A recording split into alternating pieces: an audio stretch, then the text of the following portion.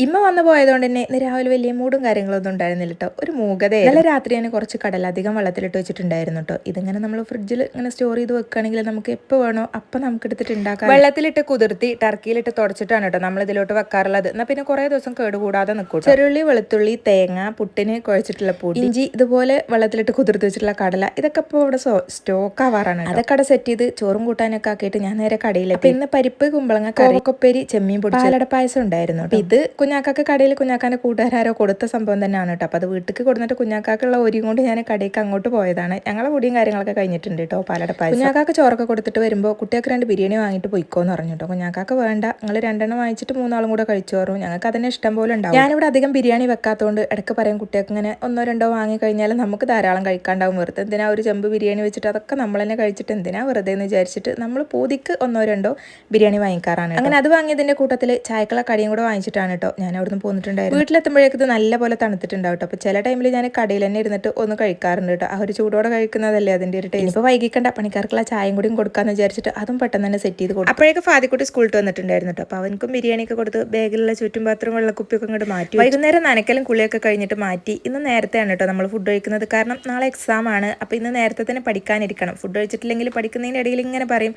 എനിക്ക് വിശക്കുന്നു, ഫുഡ് കഴിക്കണം, വയറ് കാളുന്നു, വയറ് വേദനിക്കുന്നു, പല വേദനയും കാര്യങ്ങളൊക്കെ ആയിരിക്കും. അതിൻ്റെ ഇടയിൽ തലവേദന, കാലുവേദന, പല്ലുവേദന, എല്ലാ വേദനയും ഉണ്ടാവും.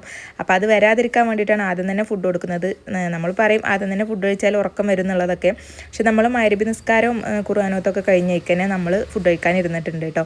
ഇപ്പോൾ അവരുടെ തരികിട പരിപാടികളൊന്നും എൻ്റെ അടുത്ത് നടത്തണ്ടെന്ന് വിചാരിച്ചിട്ട് ഞാൻ സ്പെഷ്യലായിട്ട് ഒരു ചമ്മന്തി അരച്ചിട്ടുണ്ടായിരുന്നു കേട്ടോ. നമ്മുടെ അണ്ടിപ്പരിപ്പ് ഇട്ടിട്ടുള്ള ഒരു ചമ്മന്തി ആയിരുന്നു. നല്ല ടേസ്റ്റ് ഉണ്ടായിരുന്നു. റെസിപ്പി വേണമെങ്കിൽ കമൻറ്റിലൊന്ന് ചോദിച്ചാൽ. എന്തൊക്കെ ചെയ്തിട്ട് പഠിക്കാനിരുന്നാലും പല കാര്യങ്ങളും പറഞ്ഞിട്ട് ഒഴിവാകാൻ നോക്കും. പക്ഷെ എൻ്റെ അടുത്ത് സംഭവം നടക്കൂല കേട്ടോ. അങ്ങനെ സച്ചോടെ ഒരു തലക്കിരുന്നിട്ട് പഠിക്കുന്നുണ്ട്. ഫാദിക്കുട്ടിനെ അതാ പഠിപ്പിക്കാൻ വേണ്ടിയിട്ട് ഇരിക്കുകയാണ് കേട്ടോ.